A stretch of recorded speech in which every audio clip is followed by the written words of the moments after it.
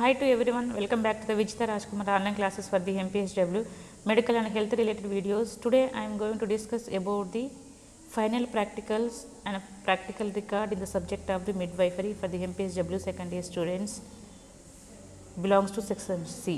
Okay, already మనం section ఏ section below మనం discuss చేసుకున్న కొన్ని చాప్టర్స్ అనేవి కొన్ని టాపిక్స్ అనేవి. ఈరోజు మనము సెక్షన్ సిలో లాస్ట్ అంటే స్పాటింగ్. సెక్షన్ ఏ అంటే లాంగ్ ఆన్సర్స్ ఉంటాయి, ఈచ్ క్వశ్చన్ క్యారీస్ 20 మార్క్స్. ఓకేనా, అదేవిధంగా we have to attempt only 1 question. Section B వచ్చేసరికి okay short answers, each carries 10 marks. ఓకేనా, కాబట్టి అందులో కూడా మనం ఒకటే క్వశ్చన్ అటెంప్ట్ చేయాలి. ఇందులో section C also it's consisting 1 question we have to attempt. So in this 5 marks will be there. ఓకేనా, కాబట్టి ఇందులో మనం ఏమేమి అంటే చూడండి, సెక్షన్ సిలో stethoscope, sphygmomanometer, weighing machine, foetoscope, speculum, midwifery kit, oxytocin, methergine, breast pump, urine catheter, mucus sucker, IV cannula, inch tape, glucometer, cord clamp, cord cutter. So these are the some of the topics related to the section C in the subject of the midwifery. Okay, ప్రసవ శాస్త్రంలో ఉన్న section సిలో ఉన్న subject topics ఇవన్నీ ఈరోజు మనం discuss చేసుకుందాం. ఓకేనా, సో దిస్ ఈజ్ సెక్షన్ సిలో ఫస్ట్ బిట్లో, ప్రతి బిట్లో 4 క్వశ్చన్స్ అనేవి ఉంటాయి కాబట్టి 9th క్వశ్చన్ అనుకున్నాం కాబట్టి ఇందులో ఈ బిట్లో ఉన్న కొన్ని క్వశ్చన్స్ చూద్దాం. సెక్షన్ ఏలో 4 ఉంటాయి, సెక్షన్ బిలో 4 ఉంటాయి, సెక్షన్ సిలో కూడా 4 ఉంటాయి. కాబట్టి సెక్షన్ బి అనేది 4 తోటి 8తో ఎండ్ అవుతుంది కాబట్టి ఇది 9th క్వశ్చన్తో స్టార్ట్ అవుతుంది. కాబట్టి మన సెక్షన్ సిలో ఉన్న ఫస్ట్ బిట్లో ఏంటిది, ఇలా 4 క్వశ్చన్స్ ఉంటాయి. మళ్ళీ ఫస్ట్ బిట్లో ఇందులో స్టెథోస్కోప్ కాబట్టి స్టెథోస్కోప్ చూడండి, ఈ విధంగా స్ట్రక్చర్, దాని యొక్క స్పాటింగ్ అంటారు దీన్ని. ఏ విధంగా అంటే వాళ్ళు ఐడెంటిఫై అక్కడ పెట్టాలి స్పాటింగ్ అనేది, అంటే వాళ్ళు డిస్ప్లే చేస్తారు, దాన్ని మనం గుర్తుపట్టాలి, దాని గురించి దాని యూజెస్ కానీ ఫంక్షన్స్ దాని గురించి కానీ మనం రాయాలి. ఓకేనా, ఫైనల్ ఎగ్జామ్స్లో. ఓకేనా, అర్థమవుతుంది. స్టెథోస్కోప్ కాబట్టి ఏ విధంగా ఉంటుంది, దీన్ని డయాఫ్రమ్ అంటారు, కొంచెం స్పెల్లింగ్ మిస్టేక్స్ ఉంది చూడండి అమ్మ. ట్యూబ్ ఓకే ఈ విధంగా ఉండడం అనేది జరుగుతుంది. ఓకే, ఇయర్ డ్రాప్స్ అంటారు, యూ షేప్ ట్యూబ్ అంటాం ఇది. ఓకేనా,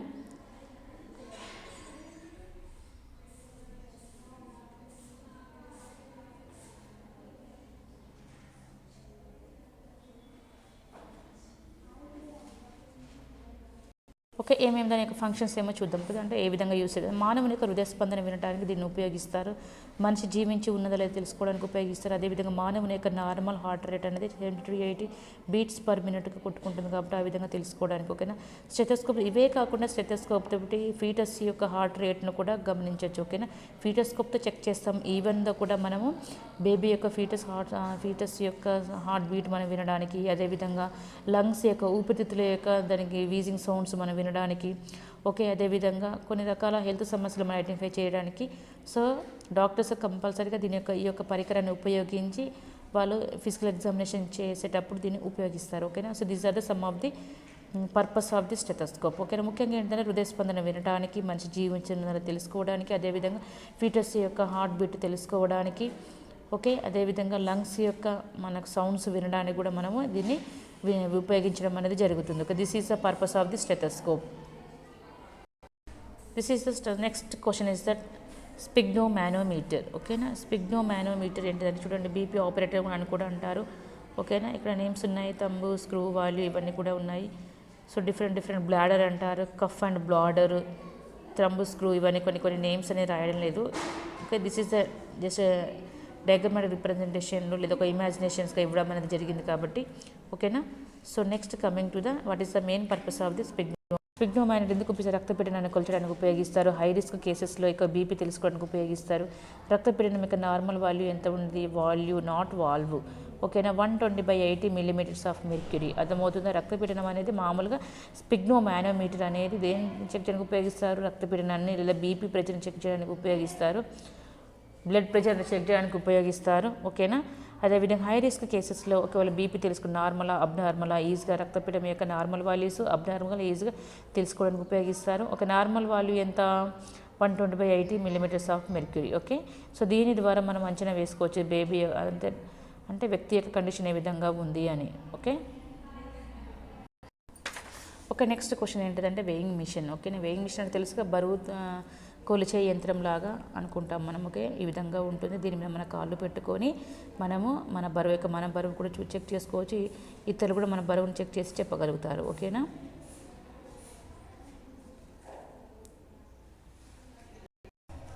వేయింగ్ మిషన్ యొక్క పర్పస్ ఏంటంటే బరువు తూచడానికి ఉపయోగిస్తారు. గర్భిణీ స్త్రీ వెయిట్ బ్యాలెన్స్ చూడడానికి ఉపయోగిస్తారు. దీన్ని చెక్ చేసేటప్పుడు కంపల్సరీగా 0 రీడింగ్ ఉన్నదా లేదా అని చెక్ చేసుకున్న తర్వాతనే మనము చూసుకోవాలి. ఓకేనా. ఇలా ఉంటే అలా చెక్ చేసుకున్నట్టయితే మనము రాంగ్ రీడింగ్ వచ్చే అవకాశాలు ఎక్కువగా ఉంటాయి. కాబట్టి కంపల్సరీగా మన 0 రీడింగ్ ఉన్నప్పుడు మాత్రమే దీని పైకి ఎక్కి దాన్ని మనము చెప్పులు వదిలేసి చెక్ చేసుకోవాలి. ఓకే, అర్థమవుతుందా. వేయింగ్ మిషన్ అనేది మన శరీరం యొక్క బరువును చెక్ చేయడానికి ఉపయోగిస్తారు. ప్రతి ఒక్కరు కూడా ఎవరైతే హాస్పిటల్కి వస్తారో వాళ్ళ యొక్క హెల్త్ కండిషన్, వారి యొక్క ఆరోగ్య స్థితి ఏ విధంగా ఉందో తెలుసుకోవడానికి, అంటే కొన్ని అనారోగ్య కారణాల వల్ల కూడా బరువు తగ్గే అవకాశాలు ఉంటాయి. కొన్ని వ్యాధులలో బరువు పెరిగే అవకాశాలు ఎక్కువగా ఉంటాయి. కాబట్టి దీని ద్వారా వాళ్ళ యొక్క వయసు పరంగా, హైట్ పరంగా బరువు ఎక్కువగా ఉన్నారా తక్కువగా ఉన్నారా తెలుసుకోవడానికి, వారి యొక్క ఆరోగ్య స్థితిని తెలుసుకోవడానికి లేదా అంచనా వేయడానికి బరువు అనేది మనకు ప్రాథమిక యంత్రంగా మనకు పనిచేస్తుంది. ఓకేనా.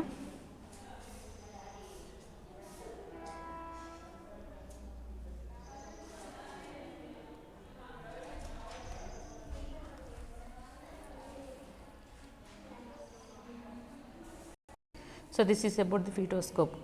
ఓకే, ఫీటస్ యొక్క హార్ట్ బీట్ని తెలుసుకోవడానికి ఉపయోగించే యంత్రం అన్నట్టు. ఇది యంత్రం అని కాదు, పరికరం. ఓకేనా, ఫీటోస్కోప్.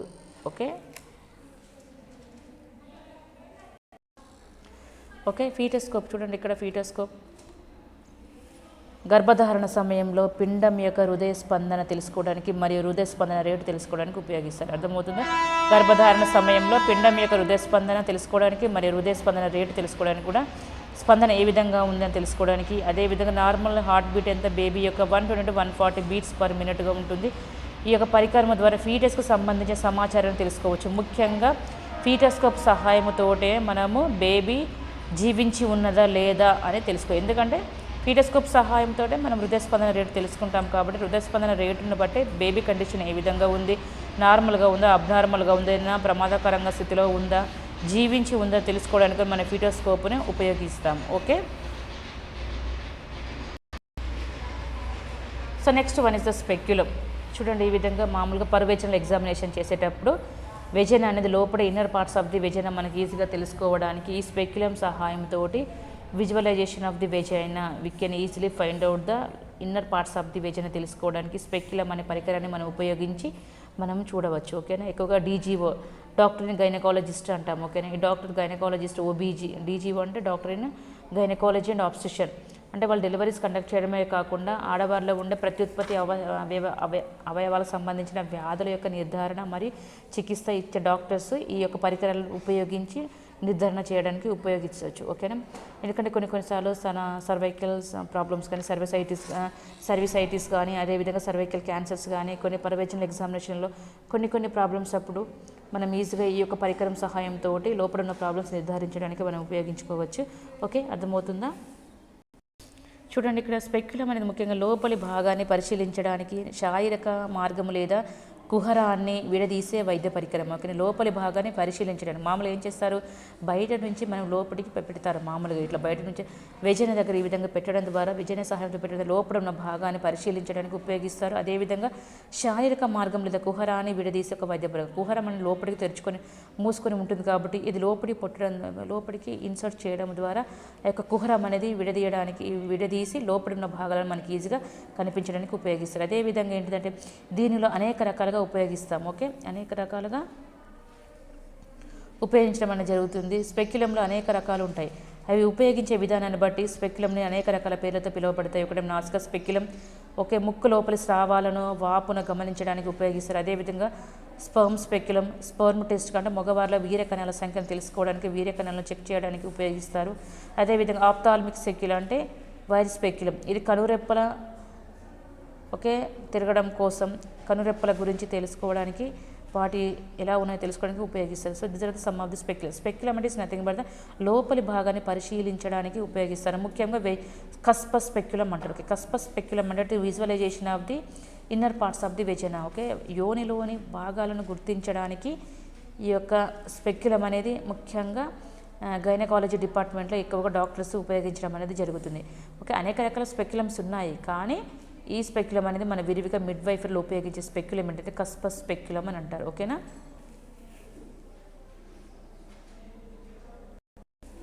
ఓకే, 9th బిట్లో ఫస్ట్ బిట్ అయిపోయింది.